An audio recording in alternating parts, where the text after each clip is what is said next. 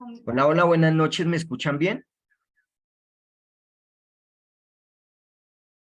Hola, hola, Buenas buenas noches, profe, noches. sí, Hola, señor. profe, buenas noches. Uy, Dios mío, espero que yo no los escucho. Fuerte Vuélvanme. y claro.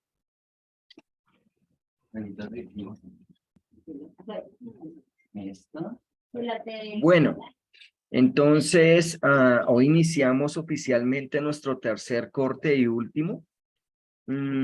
Quiero hablarles, digamos que lo que les envía a la plataforma. En la plataforma ustedes van a encontrar inicialmente la lectura de verbo divino de Hechos de los Apóstoles. ¿Listo? Ahí les dejé la actividad. La idea es que ustedes en un momento determinado puedan hacer la lectura y hay unas fechas ya propuestas. Tienen que hacer un trabajo que ustedes deben subir ahí mismo y pues vamos a tratar de evacuar hoy hechos y empezar a trabajar definitivamente en el tema de vamos a empezar a trabajar en el tema de los Ya voy demás, digamos, para, libros acabo de que terminar la el reunión, Nuevo imagínate, ya voy Testamento. para afrontarla. Sin embargo, Ya una voy de las para cosas allá. que tenemos que tener presentes es que, digamos que donde teníamos que hacer énfasis era en el contexto histórico, ¿cierto? En los evangelios como tal y en hechos. No porque los demás libros o cartas mejor no sean importantes, sino porque, pues digamos que en Nuevo Testamento 2, 3 y 4 ustedes ya ampliarán sobre cada uno de los libros. Lo que estamos haciendo en Nuevo Testamento 1 es darle un brochazo general, pero sobre todo teniendo el contexto, perdón, histórico, que es lo que definitivamente nos está reuniendo en este semestre. ¿Listo? Entonces vamos a empezar en nuestro corte 3 y vamos a ver los videos introductorios que también subiré, obviamente como su material de apoyo, para que empecemos a tener una perspectiva teológica. Que recuerde que los videos que nosotros vemos o los que yo les comparto tienen que ver con la perspectiva teológica, ¿listo? Que es lo que yo veo que y quiero que ustedes aprendan a ver de cada una de las cartas o evangelios o libros mencionados. ¿Listo? Les voy a compartirles de una vez para que nos rinda el tiempo. Y vamos a empezar entonces a ver la introducción de Hechos. Este video está particionado, partido o tiene dos partes, como quiera llamarlo. Y vamos a ver las dos hoy, pero vamos a ver inicialmente la primera. ¿Listo? Entonces permítanme, voy a compartirles y voy a presentarles el video introductor.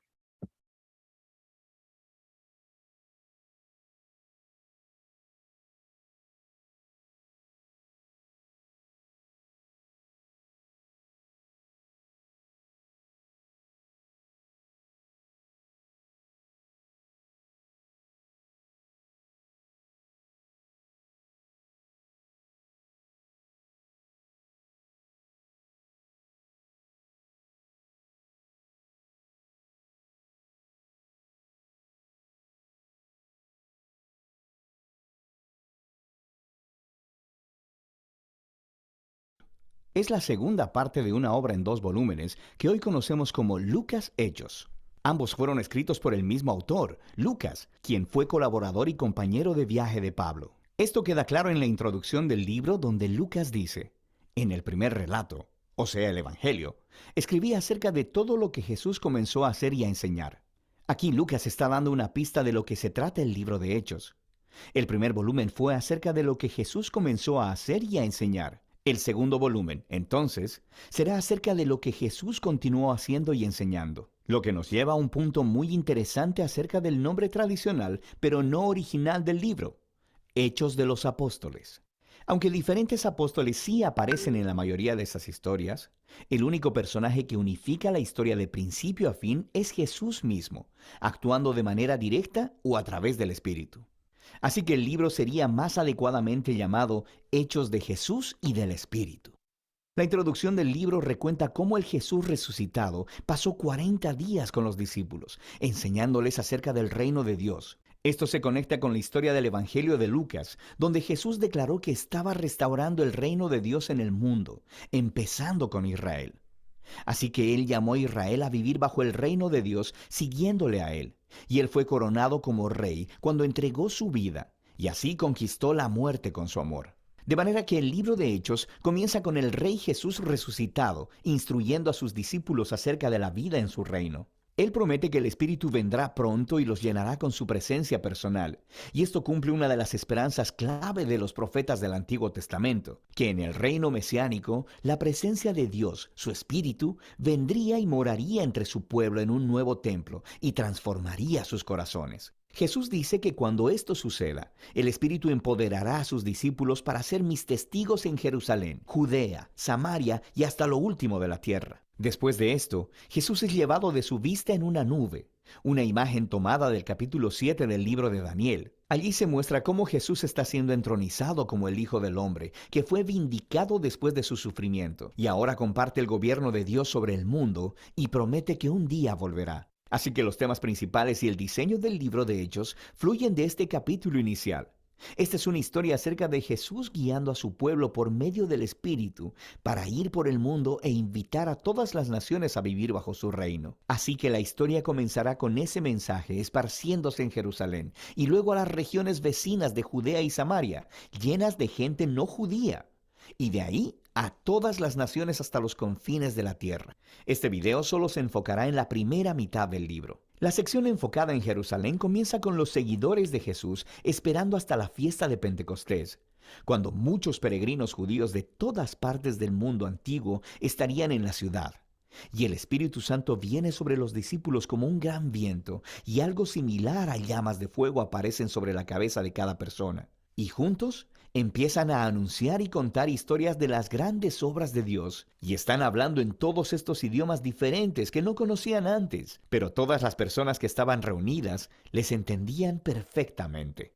Ahora, para poder ver lo que Lucas está enfatizando en esta historia, es crucial que veamos las raíces de estas imágenes en el Antiguo Testamento. Primero, el viento y el fuego es una alusión directa a las historias de la presencia de Dios, ardiente y gloriosa, llenando el tabernáculo y el templo.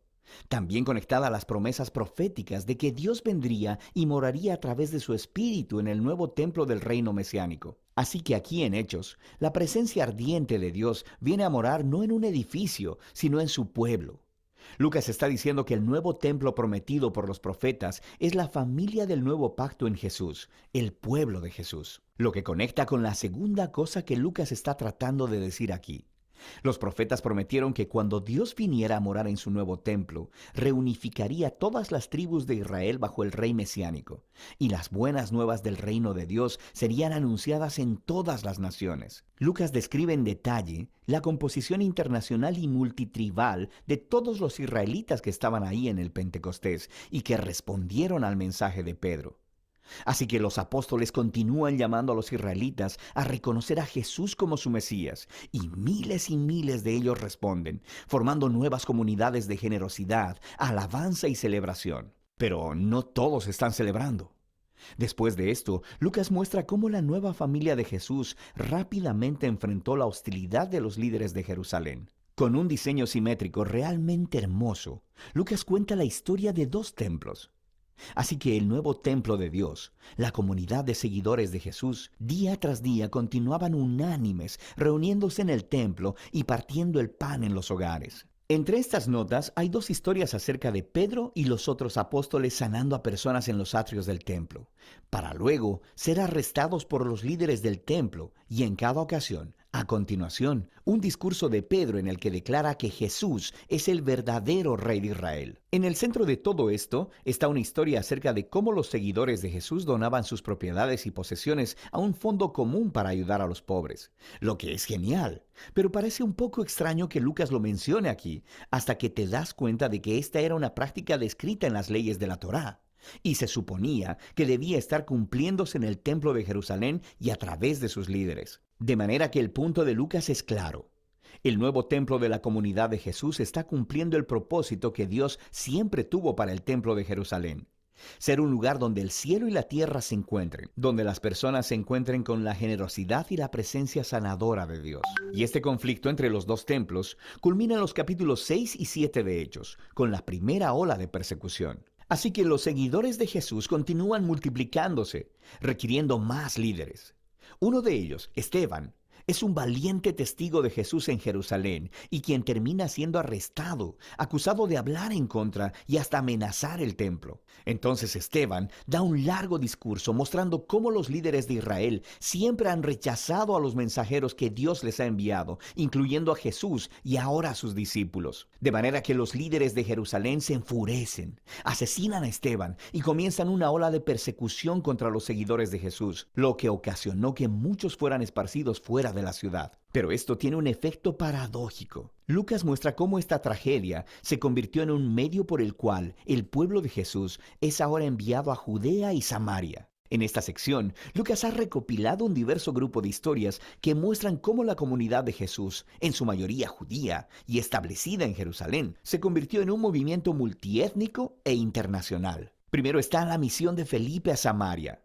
Esa es la tierra de los odiados enemigos de Israel, y muchos de ellos terminan siguiendo a Jesús. Luego tenemos la conversión de Saulo en Tarso, después conocido como Pablo. Él era un enemigo declarado y perseguidor de los seguidores de Jesús, hasta que conoció personalmente al Jesús resucitado y se convirtió luego en un defensor apasionado del nombre de Jesús. Le sigue la historia de Pedro, quien tiene una visión acerca de cómo Dios no considera a las personas no judías como ritualmente impuras o indignas de unirse a la familia de Jesús. Así que Pedro es guiado por el Espíritu a la casa de un soldado romano, llena de personas no judías, y todos responden a las buenas nuevas acerca de Jesús. De hecho, el Espíritu se muestra tan poderosamente sobre ellos, como lo hizo con los discípulos judíos en el capítulo 2. Todos estos temas se unen en el establecimiento de la iglesia de Antioquía, la iglesia más grande y cosmopolita en esa parte del Imperio Romano. Y Lucas nos dice que Bernabé, un líder judío de la iglesia de Jerusalén, se trasladó junto con Pablo para ayudar a dirigir a la comunidad de esta iglesia. Y así se convirtió en la primera iglesia grande y multiétnica de la historia, y donde los seguidores de Jesús fueron llamados cristianos por primera vez. Y es desde aquí que los primeros misioneros internacionales fueron enviados. Así que vemos la comisión de Jesús haciéndose realidad. Y eso nos lleva al resto de la historia de Lucas. Por ahora, esta es la primera mitad del libro de Hechos.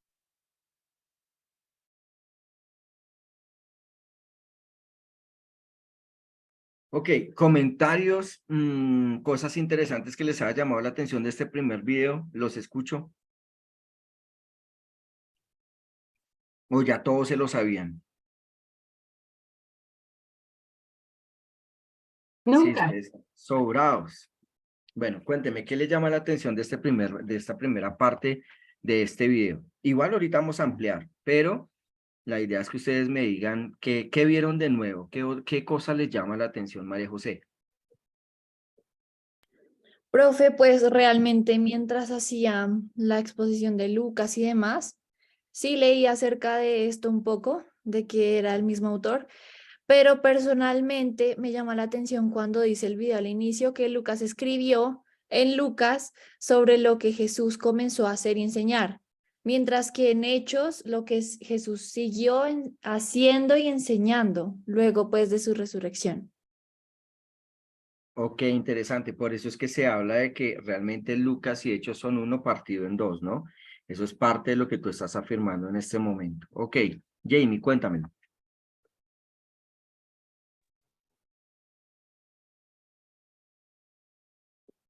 Espera, Jamie, porque creo que yo no te escucho. Yo no sé si los demás están escuchando a Jamie. ¿No? No, Jamie, no tienes audio. Mm-mm.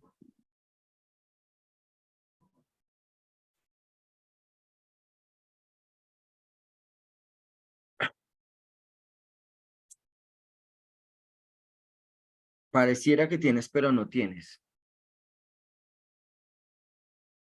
Bueno, solucionalo mientras, no hay lío. Sara, cuéntamelo. Hey, buenas noches a todos. ¿Sí me escuchan ahí o no?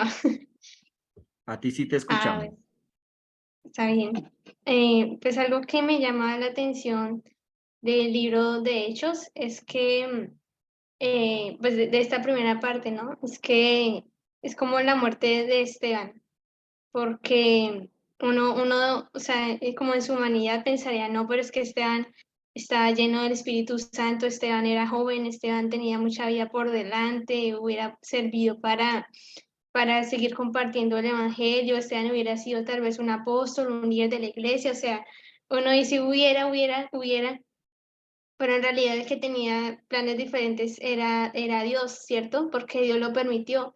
Incluso hasta el último momento Esteban dijo, perdónalos porque no saben lo que hacen. Y esas palabras también les dijo el Señor Jesús, ¿cierto? En la cruz.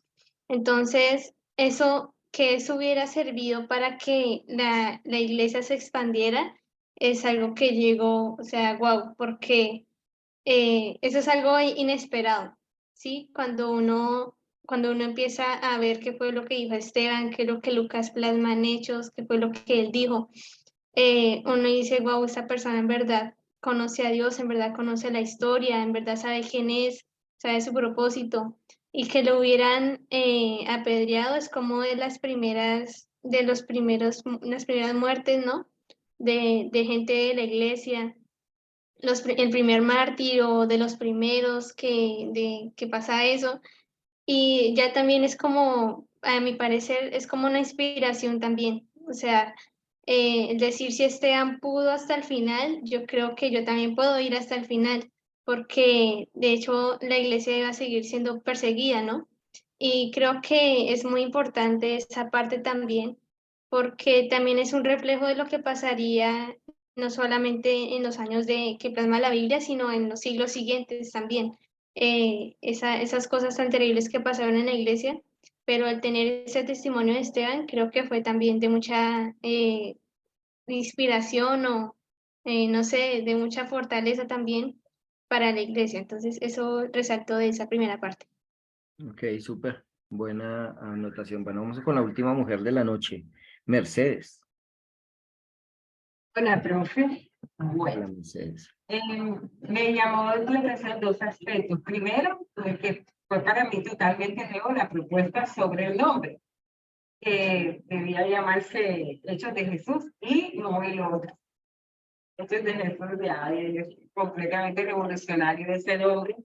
Y lo segundo es que son también pues resalto y lo que tiene que ver con la metáfora del fuego, templo, presencia ardiente como reflejo del nuevo pacto. Ok, súper, listo. Vamos a ver la segunda parte y pues a los que no les pregunté se alistan para la segunda parte. ¿Listo? Entonces ya voy a compartirles para que puedan verlo bien.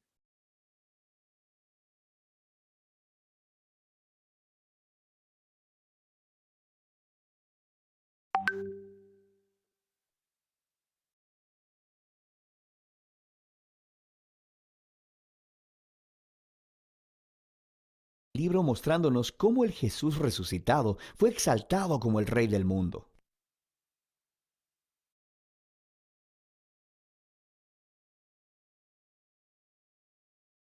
El libro de Hechos. En el primer video vimos que Lucas empieza el libro mostrándonos cómo el Jesús resucitado fue exaltado como el Rey del mundo. Él prometió enviar el Espíritu Santo como su presencia personal para empoderar a sus seguidores en su tarea de ir al mundo y ser testigos de las buenas nuevas de su reino, hasta que un día Él regrese. Y así empezó el movimiento en Jerusalén, cuando el Espíritu vino y transformó a los seguidores de Jesús en el nuevo templo prometido por los profetas de la Escritura. Pero esto generó conflicto con los líderes de Jerusalén y produjo la persecución de los cristianos. El Espíritu transformó esto en algo bueno. De hecho, se convirtió en el medio a través del cual las comunidades de Jesús, originalmente judías, fueron esparcidas fuera de Jerusalén para convertirse en un movimiento internacional multiétnico. Y la iglesia emblema de este diverso movimiento de Jesús estaba en Antioquía, la ciudad más grande del Imperio Romano en esa área. Nos quedamos con Bernabé y Pablo sirviendo en la iglesia de Antioquía, y el Espíritu mueve a la iglesia a enviarles en un viaje misionero, lo que abre toda una nueva sección en el libro. Las historias de Pablo y sus colaboradores viajando a diferentes ciudades en el Imperio Romano, anunciando las buenas nuevas de que Jesús es Rey. La primera misión es al interior de lo que se conoce como Asia Menor, que se encuentra en la Turquía moderna, y termina con una reunión importante de los apóstoles de vuelta en Jerusalén. La segunda misión es a través de Asia Menor y luego hacia la antigua Grecia. La tercera misión es a través de ese mismo territorio y concluye con el viaje de Pablo de vuelta a Jerusalén. Ahora, al contar todas estas historias, Lucas ha resaltado un número de temas importantes por medio de la repetición. Primero tenemos la misión continua a Israel. Cuando Pablo entra a una nueva ciudad, él siempre va primero a la sinagoga judía para compartir acerca del Rey Jesús resucitado y de cómo él está formando una nueva y multiétnica familia de Dios. La mayoría de las veces, muchas personas reconocen a Jesús como el Mesías, pero algunos se oponen a Pablo. A veces hasta lo expulsan de la ciudad como a un peligroso rebelde que se opone a la Torá y a la tradición judía. Y esta tensión culmina después del primer viaje, llevando a un concilio en Jerusalén. Pablo descubre que hay algunos cristianos judíos en Antioquía que están diciendo que a menos que las personas no judías se hagan judías, practicando la circuncisión, el día de reposo y obedeciendo las leyes de comida kosher, no pueden ser parte de la familia de Jesús. Pero Pablo y Bernabé están en profundo desacuerdo y llevan el debate al concilio de líderes en Jerusalén. Entonces ahí, Pedro, Pablo y Santiago, el hermano de Jesús, mostraron a partir de las Escrituras y de su experiencia que el plan de Dios siempre fue incluir a las naciones gentiles en su pueblo del pacto. Así que ellos escriben una carta pidiendo a los cristianos no judíos que dejen de participar en los sacrificios paganos del templo, pero no les requieren que adopten una identidad étnica judía o que obedezcan las leyes de la Torá. Esta decisión fue completamente revolucionaria para la historia del movimiento de Jesús. Jesús es el Mesías judío, pero también es el Rey resucitado de todas las naciones. Así que ya la membresía dentro de su pueblo no se basa en la identidad étnica o en seguir las leyes de la Torá. Simplemente se basa en confiar en Jesús y seguir sus enseñanzas. Y esta realidad multiétnica del movimiento de Jesús nos lleva al siguiente tema que Lucas quiere que veamos en estos viajes misioneros: el choque de culturas entre los primeros cristianos del mundo griego y romano. Lucas registra varios choques en Filipos, Atenas y Éfeso. Pablo va y anuncia a Jesús como la revelación del único Dios verdadero y como Rey del mundo, que muestra a todos los dioses e ídolos como impotentes y fútiles. Y su mensaje es consistentemente visto como subversivo del estilo de vida romano y se le acusa de ser un peligroso revolucionario social. Estas historias muestran cómo las comunidades de Jesús, multiétnicas y monoteístas, no encajaban en ninguna caja cultural conocida por el pueblo romano. El mundo antiguo nunca había visto nada como ellos, y los cristianos despertaron más que solo sospechas. Otro tema que Lucas repite es cómo Pablo y los cristianos son constantemente acusados de rebelión y hasta traición contra el César, el emperador romano. Las personas entendieron correctamente a Pablo. Él anunciaba que había otro rey, Jesús. Y también vieron correctamente que la manera de vivir cristiana retaba muchos de los valores culturales romanos. Pero cada vez que Pablo es arrestado e interrogado frente a los oficiales romanos, ellos no ven ninguna amenaza y lo liberan. Estas historias nos muestran la paradoja que la iglesia primitiva presentaba al mundo. Era un movimiento mesiánico judío, pero era étnicamente diverso, lleno de comunidades que trataban como iguales a los hombres y a las mujeres, a los ricos y a los pobres, y a los esclavos y a los libres. Y todos ellos confesaban su lealtad solo al Rey Jesús y no a ningún otro dios o rey. Así que su mismísima existencia ponía de cabeza los valores centrales de la cultura romana. Pero los cristianos no representaban ninguna amenaza militar, porque Jesús les enseñó a ser personas de paz. Así que, del único crimen que Pablo y los cristianos pueden ser acusados es no conformarse al status quo. La última sección del libro retorna su enfoque al testimonio de Pablo esparciéndose desde Jerusalén hasta Roma. Su último viaje misionero termina en Jerusalén, donde su controversial reputación le precede. Es atacado por los judíos, quienes piensan él ha traicionado a Israel, lo que atrae la atención de los soldados romanos, quienes piensan que Pablo es un terrorista de Egipto, empezando una rebelión. Así que lo arrestan. De aquí, Pablo es sometido a juicio. Primero delante de los líderes judíos del Sanedrín en Jerusalén. Luego delante de una serie de líderes romanos en Cesarea. Allí está el gobernador Félix, quien remite el caso de Pablo al siguiente gobernador, Festo, quien eventualmente trae a Pablo delante del rey Agripa. Él termina en prisión durante años, aunque los cargos en ninguno de los tribunales fueron probados, porque lo que estaba haciendo era anunciando su esperanza en la resurrección que ha sido cumplida en el Rey Jesús. Esto difícilmente puede ser probado como un crimen, pero a este punto, el sistema legal romano no puede simplemente liberarlo, así que Pablo termina apelando a la Suprema Corte de Roma. Ahora, uno podría pensar que todo este tiempo en prisión sería un contratiempo, porque su pasión es andar por los caminos iniciando nuevas comunidades de Jesús. Pero en este libro, el Espíritu orquesta todo para bien. Así que el encarcelamiento le da a Pablo tiempo para escribir sus cartas apostólicas más importantes, y estas se convierten en la forma en que su legado misionero continuará por mucho tiempo después de su muerte. Eventualmente, Pablo es transferido a una prisión en Roma, y después de un aterrador viaje a través del Mediterráneo donde casi muere, Pablo termina en arresto domiciliario en Roma, esperando su retardado juicio. De manera que en una casa bastante bonita, es capaz de ser anfitrión de reuniones regulares que alcanzan a judíos y gentiles. Y las últimas palabras del libro son acerca de cómo Pablo está anunciando el reino de Dios y enseñando con denuedo todo acerca del Señor Jesús, el Mesías, sin ningún impedimento.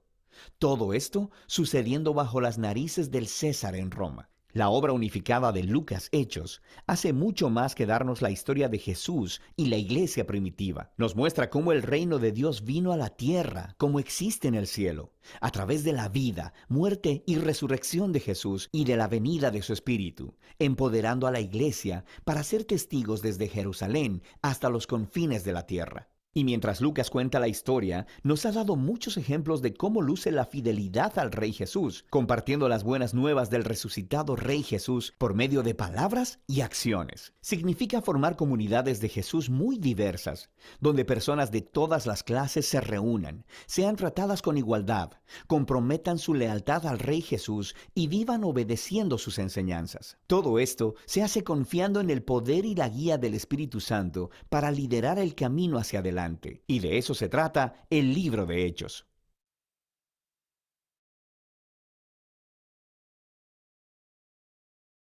Listo. Un amplio y marco más grande en el 2. Jamie, ¿ya pudiste arreglar el micrófono? No, estoy Jamie, Dios mío. No, sigue sin micrófono. Listo, Dani. Mientras tanto, Daniel. Salga y vuelve a entrar. Sí. Bueno, digamos que lo que a mí me llama particularmente la atención es como un hilo narrativo de casi toda la Biblia que también se resalta aquí. Y es como lo que más el Señor usa para cumplir su propósito es la adversidad. Y eso me parece algo interesante, que muchas veces de pronto uno se enfoca más en no tener de pronto la adversidad, en que la libertad es lo mejor, pero digamos, si Pablo no hubiera estado en la prisión, no hubiera escrito cartas. Sí, si no lo hubieran encarcelado, se hubiera sido más poco el material que de pronto hubiéramos tenido nosotros hoy en día. Y me parece eso interesante que lo resalta el libro de los Hechos y que lo plantea aún, digamos, lo veo así para el desarrollo de la iglesia. La adversidad es un factor que determina mucho lo que acontece y lo que pasa con el desarrollo de la iglesia. Entonces, lo mismo, digamos, también se ve para nosotros, que a veces vemos como que la adversidad como algo, ay, no, qué cansancio, qué pereza, qué vaina tan difícil, cómo quitarnos eso, mejor no pasemos por ahí. Y tal vez el hilo conductor más interesante es ese, porque si no hubiera existido la adversidad para el pueblo, la esclavitud, no se hubieran consolidado como nación. Y la iglesia primitiva, si no hubiera tenido la adversidad, la persecución, no hubiera crecido y no se hubiera desarrollado como se desarrolló hasta nuestros tiempos. Ok, interesante porque ahorita voy a hablarles un poco de eso y escuchando a Sara y escuchando a Daniel y bueno, es importante entender un fenómeno que es la elección desde el punto de vista bíblico, ¿listo? Algo que trabajaremos muy seguramente Dios mediante el día miércoles. Listo, John Alexander, cuéntanoslo todo. Bueno, profe, yo voy en búsqueda como más de los temas, digamos, teológicos. Me pareció muy interesante ese nuevo planteamiento de que el nuevo templo ahora es la iglesia y cómo pues esto perjudicaba a los que estaban ahí encargados del templo y teniendo el templo como su principal fuente de fervor religioso.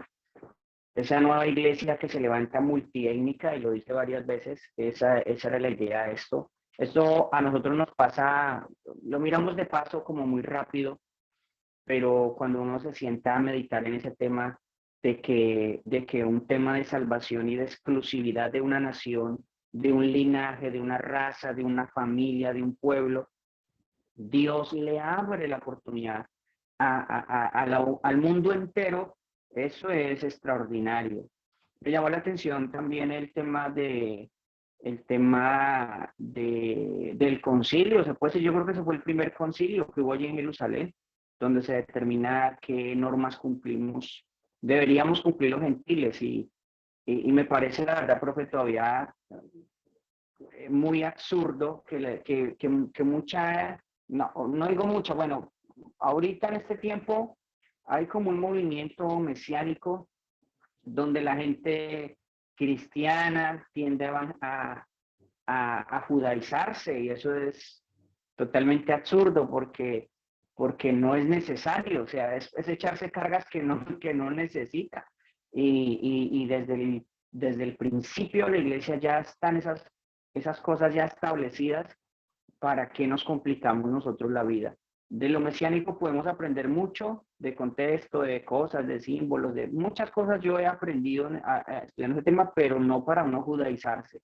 Y desde el principio ya estaba esa norma.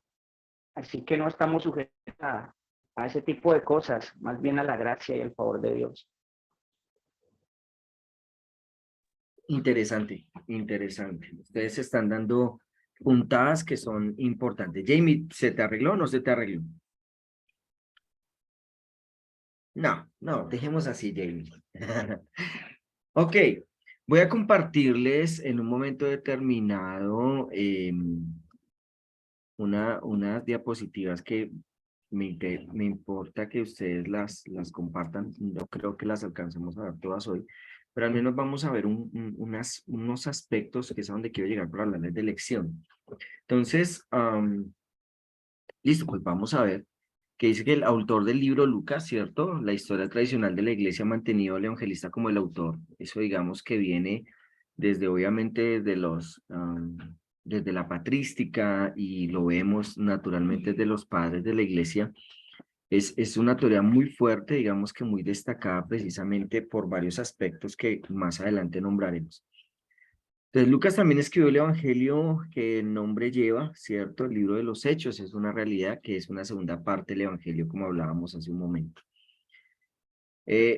Evidencias internas, precisamente hablando sobre algunos escritores y personas que han visto a Lucas, hablan hablan que en un momento determinado Lucas tiene muchos tecnicismos en su lenguaje que para la época habla de los primeros médicos que tuvo las civilizaciones. Entonces, aunque Colosenses nos dice que es médico, ¿cierto? Colosenses mismo nos dice que es un gentil, o sea, no es judío. Lo más posible, digamos que muchos han concluido esto, era que era griego, tal vez por su formación, su cultura, el trasfondo. Muchos lo atañen, lo asemejan a que muy seguramente era una persona griega. Sin embargo, pues son especulaciones, solo que digamos que son las más aceptadas en el mundo teológico. Pero hay unas evidencias internas en el texto que veremos, repito, más adelante, que nos hacen ver que esos tecnicismos nos afirman que definitivamente Lucas, en la manera que escribía, era su profesión médico, aunque pues hay una evidencia interna en Colosenses, ¿no? Ahora, esto es algo que yo les decía al inicio, cuando empezamos nuestro semestre. Muchos podrían decir que digamos que el autor no quiere darle menciona a una persona como tal. Sin embargo, digamos que algunos estudios nos dicen en un momento determinado que está dirigido a Teófilo. ¿Quién era Teófilo? Ahí está la pregunta. Las dos, digamos, teorías más fuertes era que cuando hablamos que se habla de una persona, es ese amor a Dios, esa persona que es entregada a Dios, o sea que podría ser cualquiera de los creyentes, pero hay otros, digamos que como Josefo y otros dicen que Teófilo para la época era un alto oficial del Imperio Romano, alguien que tenía un destino para conocer a Jesús. Sin importar cuál sea, nosotros sabemos en un momento determinado que definitivamente es un libro que enseña a cualquiera que lo lea los hechos, como decíamos hace un momento, no de los apóstoles, sino los hechos de Jesús, ¿sí? Entonces, eso imposible de negar. Posible fecha en la que se escribe el libro, casi toda la lectura la vamos a encontrar en el 64, 65 antes, después de Cristo, antes de la era cristiana. Entonces, una de las cosas que nosotros debemos entender que, digamos que ubicarlos exactamente no, pero la historicidad de los libros nos ubica más o menos en la fecha que nos enmarca. ¿Cuál es el estilo literario del libro? Esto es muy importante. Entonces, se lo voy a leer tal cual está acá. El estilo de Hechos es elegante y rico en vocabulario. Precisamente hablábamos que Lucas utiliza, a diferencia de los otros evangelios, un tecnicismo para escribirse que no era muy dado en la época, ¿sí? Lo que mostraba entonces que Lucas era un hombre preparado, un hombre docto, un hombre de letras, ¿listo? Entonces, Lucas posee un notable dominio de la gramática y los recursos lingüísticos del griego de su tiempo, el famoso griego koiné, que ustedes me imagino estudiaron ya, y sobre todo cuando están viendo griego, e incluso, ¿cierto?, el clásico del ático. Pero recuerden ustedes que el griego más exclusivo era el griego koiné, ¿cierto? Quizás el conjunto de su obra sea representativo de los primeros esfuerzos realizados para proponer la fe cristiana a los niveles más cultos de la sociedad romana. Por eso es que una de las teorías nos dice que Teófilo precisamente era alguien que estaba dentro de la cúpula romana y por ende pues tenía que tener un lenguaje mucho más técnico y digamos que eso son parte. Aquí es donde quiero hacer énfasis. Para muchos en el libro de los Hechos este no sería el versículo central. Sin embargo, quiero que hoy trabajemos un poco y quiero explicarles por qué algunos sí podríamos decir que es el texto central. Dice Hechos 1:8, pero recibiréis el poder cuando haya venido sobre vosotros el Espíritu Santo y me seréis testigos en Jerusalén, en Judea, en Samaria o Samaria y hasta lo último de la tierra. Ustedes van a ver algo acá que precisamente Daniel, ¿cierto? Y Sara nos nombran y en cierta manera también en un momento determinado John Alexander menciona y es que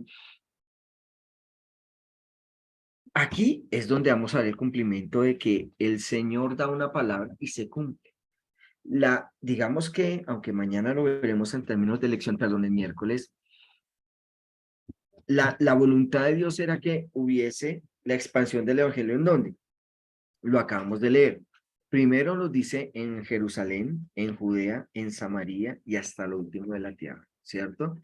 Ahora, vamos a ver el desarrollo de los capítulos de hecho en que esto se devuelve una realidad. ¿Por qué? Inicialmente vamos a ver una primera etapa en Jerusalén, ¿cierto? Otra la vamos a ver en Judea y Samaria, pero otra etapa del libro la vamos a ver hasta lo último de la tierra. Sin embargo, ustedes y yo vamos a ver que el pueblo siempre se ha creído, por ser pueblo de Dios, se ha creído más por encima de las naciones. Y este mandato se lo había dicho el Señor. Es como cuando le dice a la iglesia, oiga, vaya y predique. Pero resulta que Jerusalén se ensimismó.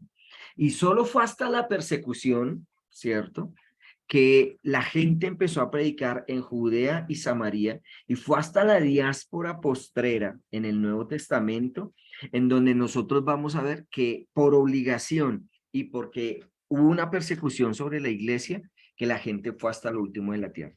Porque de lo contrario, muchachos, Si no hubiese esa persecución, si no hubiese ese perseguir la iglesia se hubiera quedado solo en Jerusalén.